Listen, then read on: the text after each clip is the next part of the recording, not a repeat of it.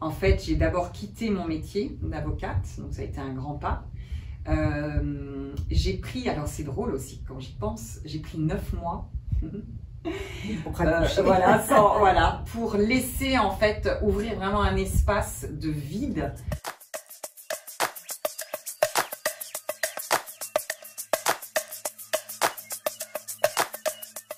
Bonjour, c'est Dani Rose de Human Connection. Alors, à travers un de mes voyages au Mexique, j'ai eu la chance de rencontrer cette femme exceptionnelle qui est nomade, digitale, mais on pourrait dire multidimensionnelle. Elle va nous expliquer ce que cela veut dire. Et c'est une femme qui a fait des gros changements dans sa vie, qui vient d'un milieu tout à fait différent et qui surtout m'a impressionnée par le choix qu'elle a su faire sans peur. Elle a vraiment sauté dans un autre univers. Je ne vais plus attendre et je vous la présente tout de suite. Son nom est Axelle Valencia. Bonjour Axelle. Bonjour Dani. Alors, merci d'avoir accepté mon invitation. Axelle, raconte-nous ton histoire. Avec plaisir, et déjà merci beaucoup de cette interview, de ce temps-là, ça me fait très plaisir. Alors mon histoire, c'est l'histoire d'une petite fille. Quand j'étais petite, en fait, j'étais hypersensible et je captais, je voyais, je communiquais avec tout ce qui m'environnait. Donc ça pouvait être les animaux, les plantes, voilà, et je ressentais beaucoup de choses. Et puis l'environnement dans lequel j'ai grandi, que ce soit ma famille, que ce soit le milieu scolaire, que ce soit le milieu sociétal, j'ai vite compris que en fait, tout ce que je ressentais, je percevais, n'était pas forcément compris ou accueilli. Et donc, pour pouvoir continuer à m'insérer, à appartenir, tu vois, à cet environnement-là et avoir du lien, à avoir de l'amour de mes proches. À être acceptée. Voilà. J'ai coupé. Voilà, j'ai coupé, je me suis coupée de ces perceptions, je me suis coupée d'une partie de moi, en fait, qui finalement est hyper importante pour moi. Et ça m'a permis de grandir et de m'apporter de la sécurité et, comme tu dis, d'être acceptée, qui est quand même, en tant qu'être humain, un truc... C'est tout ce que nous voulons, c'est être accepté, mais tout être humain, quel qu'il soit. Exactement. Et donc, en fait, je me suis construite comme ça, plus sur des principes extérieurs à ce que je suis, tu vois. Donc, j'ai répondu, en fait, à ce que je percevais comme des attentes du monde extérieur pour être comme il faut, pour être aimable. Et au fur et à mesure des années, sans vraiment le percevoir de manière consciente, je me suis totalement éloignée, mais ça a été progressif, de finalement ce que je suis vraiment. Ton âme. Voilà. C'est ça, de mon âme, de mon ton cœur. âme. Et donc, j'ai construit des piliers de vie avec, du coup, le choix d'un métier. J'ai été avocate d'affaires pendant des années. Je me suis mariée avec un homme adorable, ouais. Voilà, beau, qui correspondait en tout cas à beaucoup de choses qu'à l'époque comptaient pour moi.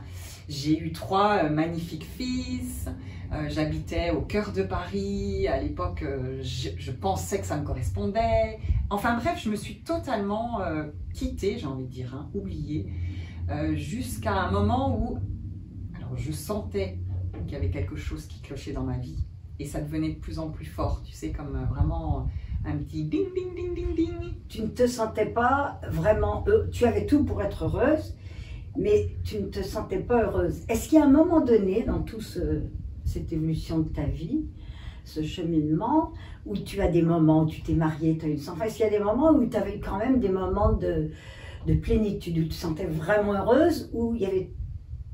Tu sentais toujours un petit manque? Ah oui, j'aime beaucoup ta question parce que oui, il y a évidemment plein de moments où je me sentais pleinement heureuse. Et ces moments-là, en fait, c'était les moments où j'étais pleinement reliée à mon âme, ou à mon cœur. Donc ça pouvait être des moments de lien authentique, tu vois, ou de reliance avec la nature, ou j'aime beaucoup la musique, je joue plusieurs instruments et quand je jouais, bah, en fait, il y a tout qui s'ouvrait et là, je me sentais à nouveau rassemblée. Rassemblée, voilà. Oui, oui, il y a eu tout ça, mais si tu veux, je déroulais une vie qui était pour moi finalement une vie en surface. Et au fond de moi, il y a vraiment une femme et une petite fille qui pleuraient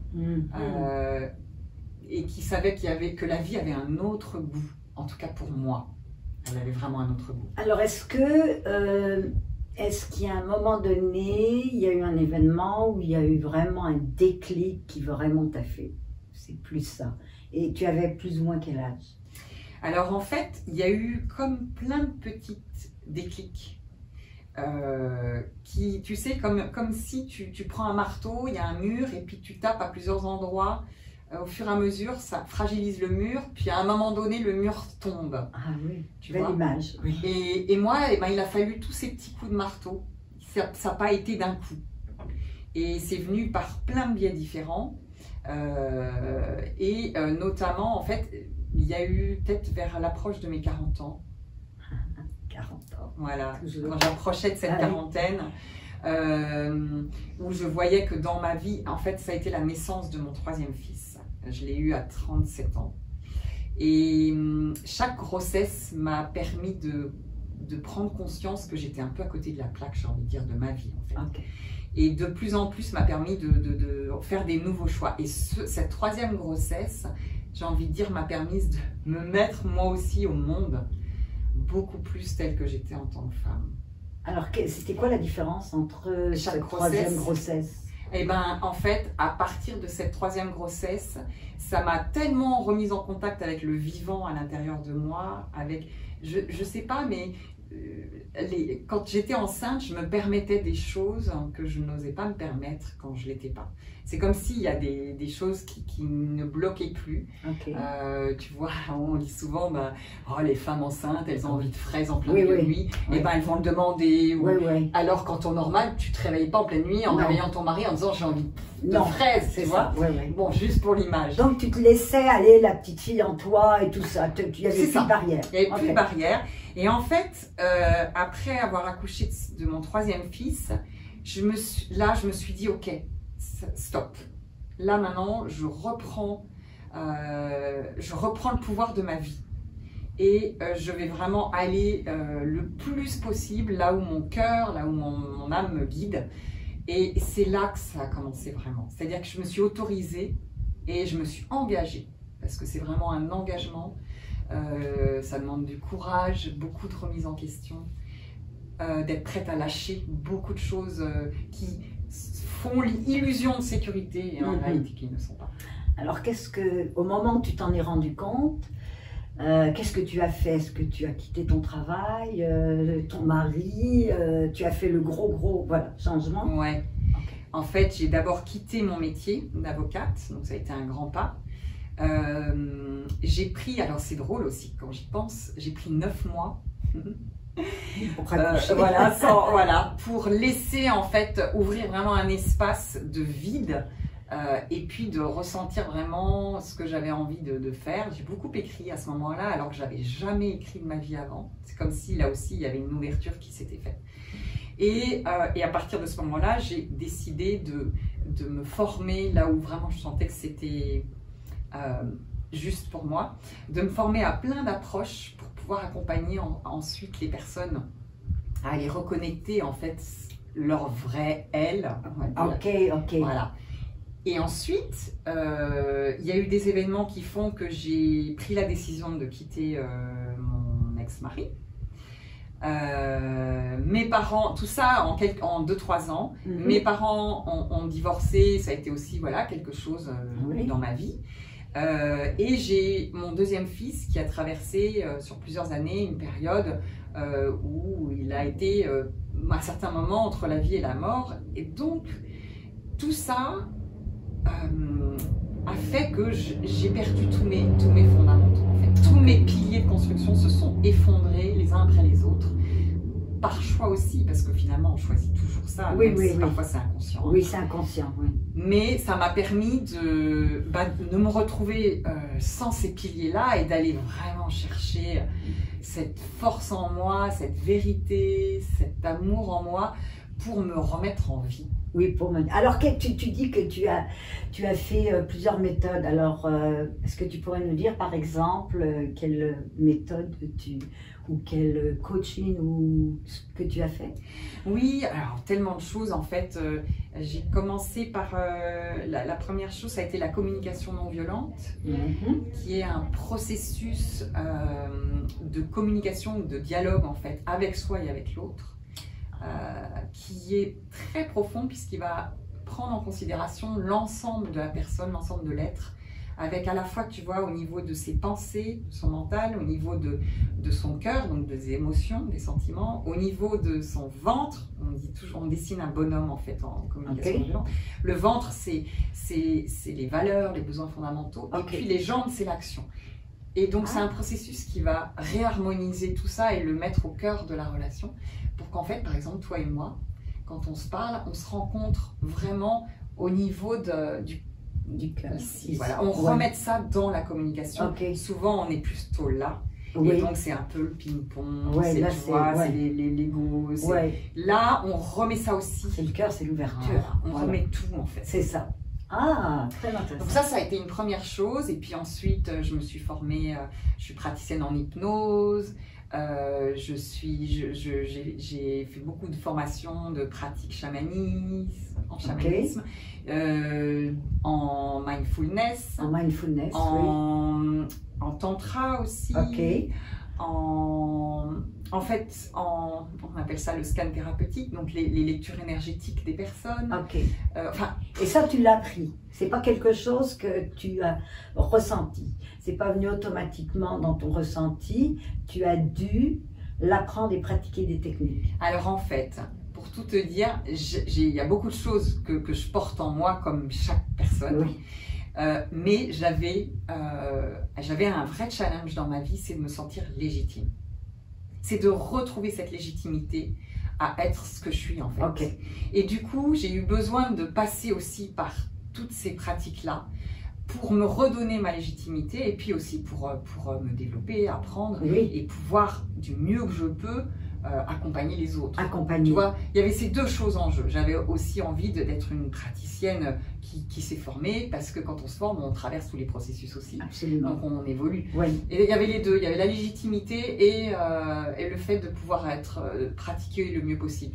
Mais il y a tout ce que je n'ai pas, tout ce vers quoi j'ai pas été en termes de formation et qui est là en tant que je suis. Qui était déjà là. Donc ça a juste réveillé, parce que des fois, tout est en nous finalement. Mais au moment où tu as fait cette démarche, est-ce que tu étais consciente, tu voulais devenir praticienne ou tu voulais le faire pour aider les gens? Est-ce que déjà dans ta démarche du début, c'est ce que tu voulais? Ouais, en fait, depuis toute petite, j'ai un rêve. C'est de pouvoir accompagner le fait qu'on retrouve tous sa raison d'être. Et la raison d'être, c'est justement, c'est la vie. Absolument. Et elle est tellement différente d'une personne à l'autre. Voilà.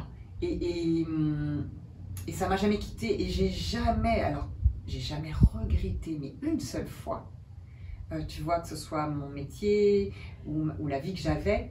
Et j'ai l'impression d'avoir déjà plein de vies quand je me retourne. Et je les aime toutes, ces femmes que j'ai été. Je les aime toutes. Ah, c'est beau ce que tu dis. Mais tu as été toutes ces femmes. Voilà. Mais tu n'es plus du tout, c'est-à-dire que la femme que tu es aujourd'hui, tu n'es plus du tout cette avocate. Elle n'est plus là. Rien à voir. C'est-à-dire je l'honore encore. Elle fait partie de mon chemin de vie, tu vois. Mais aujourd'hui, je me sens tellement autre. En fait, beaucoup plus, finalement, ce que je suis vraiment, quoi. Je crois que le moment où on atteint la paix, l'harmonie, c'est le moment où on est vraiment en contact avec qui on est vraiment et la raison pour laquelle on est dans cette vie. C'est ça. Et on peut la chercher. Il y a des personnes qui vont jamais la rencontrer, qui ont même parce qu'ils veulent pas s'ouvrir, ou ils savent pas, ou ils en sont pas conscients. Ou ils n'ont pas choisi ça. C'est ça. Parce qu'on a tous peut-être des choix différents Absolument. Quand on vient ici. Et on doit respecter. Moi, maintenant, j'ai à cœur, après avoir fait beaucoup d'interviews, rencontrant toutes sortes de gens, certaines plus spirituelles, d'autres des aventuriers, d'autres des gens qui ont fait la guerre. Et on a tous, ce que j'ai réalisé, et ça j'en suis persuadée, c'est on vit vraiment chacun dans notre réalité. Et en ce moment, il y a tellement pas des guerres ou des familles, des gens qui ne se parlent plus, parce qu'ils vivent dans une réalité et ils pensent que la réalité de l'autre n'est pas la bonne. Et je crois que ça, c'est quand même très important. C'est hyper important. Et puis, en fait, pour moi, presque tout est question de s'autoriser. Et la femme que je suis aujourd'hui, en fait, elle ne fait que marcher pas après pas et découvrir à chaque fois ce qu'elle est. Tous les jours. Tu vois, Ouais. tous les jours. Ouais. Et du coup, je ne sais pas quelle sera dans 2 ans. La seule chose à laquelle je me suis engagée, mais corps et âme, c'est à lui être fidèle, à suivre vraiment ce que voilà, mon cœur et mon âme m'appellent à vivre ou à aller ou rencontrer. Et parfois, c'est waouh! Oui, parfois c'est ça, c'est magique. Alors dis-moi, et qu'est-ce qui... parce que je t'ai rencontré et tu m'as dit que tu étais une nomade digitale au Mexique. Et maintenant, quel est le moment où tu as décidé que tu allais être nomade digitale? Il y a eu un événement. Oui. Alors déjà, en fait, il y a eu une première étape pour moi, quelque part, la réunion déjà avec cette femme que je suis. Ça a été mon choix de quitter Paris, qui ne me correspondait pas en fait, et d'aller m'installer dans le sud de la France, voilà, avec la nature, la mer, la chaleur. Et là, ça a été déjà vraiment une étape importante. Okay. Et puis ensuite, il y a eu la pandémie. Et la pandémie, je pense que je ne m'autorisais pas encore avant la pandémie à aller loin. Alors qu'en réalité, je suis beaucoup plus une femme d'autres pays que la France. Voilà. Je sens que... voilà. Et en fait, la pandémie m'a permis de beaucoup plus m'autoriser à franchir les océans et aller voilà, à la rencontre de ce qui m'attendait quelque part. Ah, alors c'est là où tu es partie voyager. C'est drôle comment voilà. Cette Covid-pandémie a réveillé tellement de gens et leur a aidé à faire ce gros changement de vie. Ouais. Alors, donc tu continues. Alors, à travers tes voyages, tu dis que tu aides les gens. Est-ce que tu pourrais nous expliquer un petit peu comment tu les aides pour que les gens qui nous écoutent puissent comprendre un petit peu? Oui, alors en fait, j'aime bien le mot accompagner. En fait, j'accompagne les personnes de manière extrêmement différente d'une personne à l'autre et chaque session est différente en fonction de ce que la personne souhaite libérer ou débloquer pour pouvoir vraiment vivre sa prochaine étape de vie, tu vois, et se rapprocher beaucoup plus de son équilibre, de son harmonie, voilà, de ce qu'elle est. Et du coup, les personnes qui viennent à moi sont très variées déjà en âge. Ça peut être, j'ai eu pas mal d'ados jusqu'à des personnes plus âgées. Ouais. Des ados, ouais, intéressant. Exactement, qui viennent par exemple pour un choix d'études parce qu'ils se sentent enfermés dans un choix entre guillemets tracé par un environnement, alors qu'au fond d'eux, ils sentent que c'est pas là où voilà, ils ont envie d'aller. Et il y a de la loyauté, donc tout ça, ça leur permet de reprendre les rênes aussi de leur vie. Et puis des femmes, des hommes qui sont plus à la trentaine, la quarantaine, la cinquantaine, et qui sentent eux aussi qu'il y a quelque chose qui cloche. Qui savent que la vie a un goût différent, et qui sont encore derrière quelque part la porte. Qui n'ont pas encore ouvert la porte. Et en fait, moi, je vais juste être là.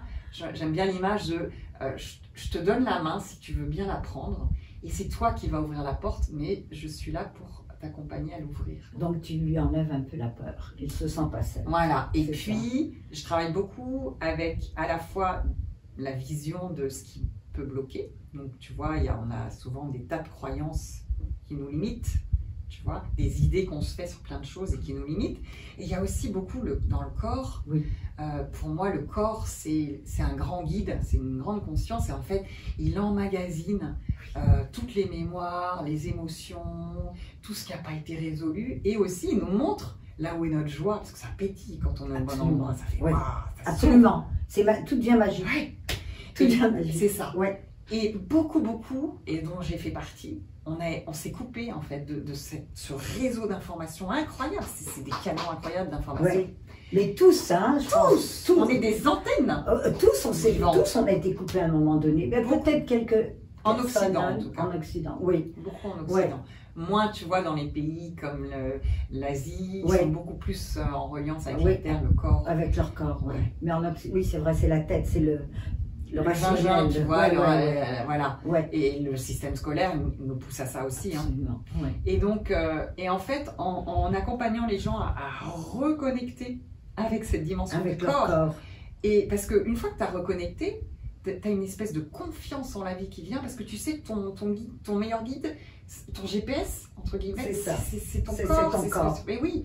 Ouais. Et puis tu vas libérer par le corps aussi beaucoup d'émotions qui ont été stockées, qui du coup bloquent ton énergie de vie qui circule en toi.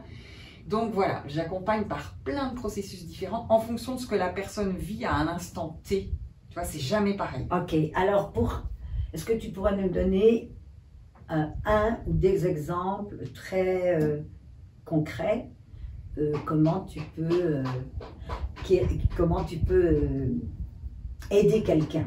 Par exemple, je ne sais pas, est-ce que tu l'amènes en hypnose? Des fois, c'est en hypnose. Oui, voilà, par exemple, ça va être une pratique d'hypnose qui va permettre de mettre la personne dans un état modifié de conscience et du coup qui va lui permettre d'avoir accès à une vérité, à des ressources qu'elle n'aurait pas si elle était dans son état de conscience ordinaire, on va dire. Oui.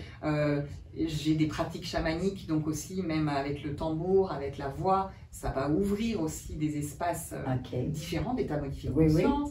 Il va y avoir aussi des pratiques où je vais accompagner la personne à re-rentrer dans son corps et à laisser simplement les sensations être. Et le corps est tellement intelligent qu'il va aller en fait guérir, libérer des tas de choses, mais avec la personne qui est présente à ça, donc il y a des protocoles en fait que tu as pris.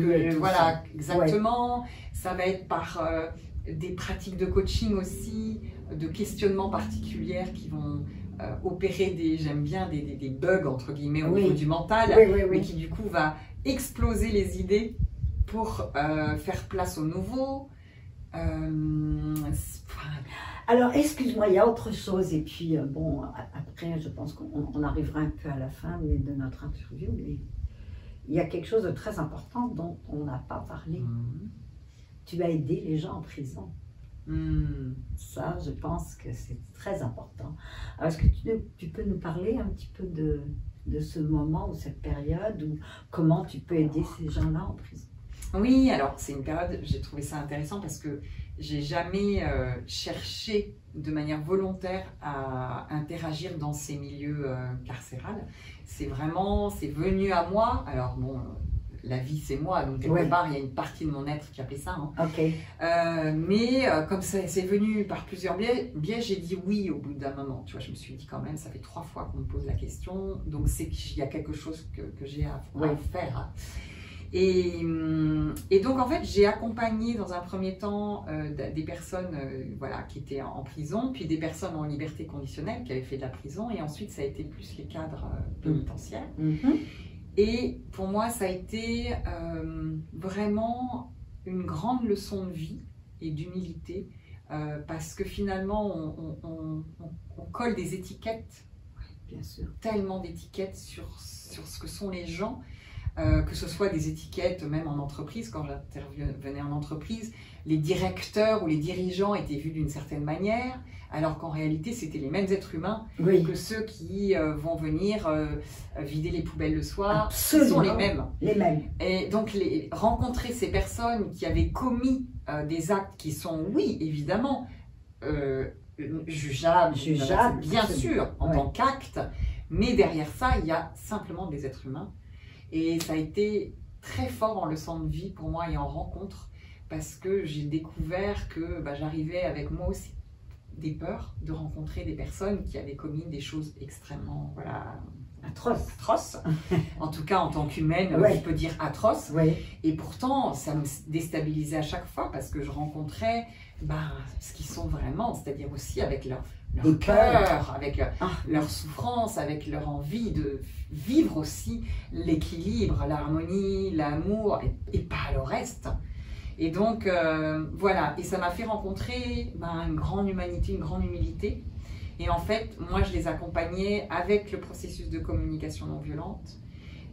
Et c'était très émouvant à recontacter en eux ces parts complètement oubliées d'eux, mais ce sont aussi des belles personnes. Oui. Tu vois. Ouais. Ce ne sont pas que ce qu'elles pensaient Que être. des violeurs, Voilà, des gens qui ont tué. c'est ça. Au fond, ils ont une âme. Voilà. C'est pour ça qu'on dit qu'on ne devrait jamais juger l'autre et tout, ce qui est difficile des fois, surtout si c'est quelqu'un Voilà. qui... Exactement. Et est-ce que tu sentais que ces personnes-là, après avoir les accompagnées un peu, certaines se sont vraiment libérées? Il y a eu vraiment des très belles choses. J'ai eu des messages des mois après, puis il y a eu des petits films tournés sur tout ce que voilà, ces personnes-là avaient vécu et ce que ça leur avait fait comprendre. Et puis, comme c'est un processus qui va avec le corps, c'est pour la vie, quoi. Les déclics qu'ils ont eus, ils ne peuvent pas revenir en arrière. Et ça leur a donné vraiment des ouvertures à certains qui étaient prêts et qui avaient envie aussi. Oui. Et tu vois, c'est souvent des personnes, on a tous des besoins fondamentaux, on se construit avec ces besoins-là, mais on utilise des stratégies différentes pour aller satisfaire ces besoins. Pour la même chose, toujours. Pour la même chose. Pour être aimé, accepté. Voilà. Et eux, ils avaient pris juste une stratégie à l'opposé, en fait, de ce qu'ils veulent vraiment. Il y a l'éducation aussi, les pauvres, des fois, il y a une certaine éducation. C'est de la survie. Voilà. Ouais. Et donc là, comprendre qu'en réalité, ils portaient aussi cette harmonie en eux, comprendre qu'il y avait d'autres façons d'aller rejoindre leurs besoins humains, ça leur ouvrait des champs énormes de possibilités. Fantastique, c'est fantastique ce que tu as fait. Alors, bon, maintenant tu es donc nomade digital. Comme tu dis aujourd'hui, je vis ça, c'est mon rêve, dans 2 ans, tu ne sais pas. Mais ton but est toujours le même, c'est d'accompagner les gens et les aider à se reconnecter. Ouais. Alors, comme toujours, je vais comme je demande à tous mes interviewés, quel est le message que tu veux passer aux gens qui nous écoutent? Alors moi, ce que j'ai envie de vous passer comme message, c'est de vraiment écouter cette petite voix à l'intérieur de vous qui ne vous ment pas, de lui donner de l'espace, de lui donner le micro, et puis d'avoir le courage de la suivre. Parce que pour moi, c'est la seule chose à vivre en fait dans une vie, peu importe comment les gens vont vous regarder, peu importe ce qu'ils vont penser, d'être fidèle à cette petite voix intérieure qui finalement, c'est le comble de l'amour pour vous, quoi. Voilà ce que j'ai envie de dire. Alors, c'est n'ayez pas peur. Ouais. Vivez et retrouvez l'enfant en vous. Et la magie de la vie. Et la magie de la vie. Et l'enfant, en fait, il est là, et c'est comme tu dis, c'est redonner sa place à l'enfant, parce que quand on est enfant, moi je me souviens, je m'émerveillais de tout, j'avais aucune retenue en fait, on vit nos émotions, on est en reliance avec tout, et le temps n'existe pas, on est dans l'expérience, avec un cœur comme ça. Ouvert. Et c'est ça en fait, c'est retrouver ça. Bon, eh bien, écoute, merci beaucoup Axel, c'est un plaisir. Et puis, j'espère que vous avez aimé cette interview, qu'elle peut aussi vous aider. Et si vous voulez, vous pouvez mettre un petit like et n'oubliez pas de vous inscrire. Don't forget to subscribe. Ciao. Au revoir.